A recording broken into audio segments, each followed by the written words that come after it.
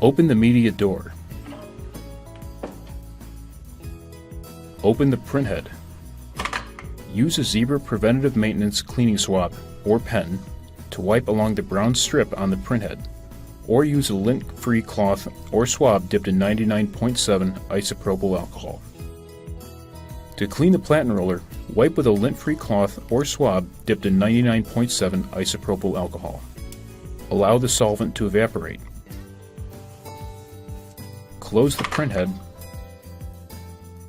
Close the media door. Clean the printhead on a regular basis to extend its life and to prevent inconsistent print quality.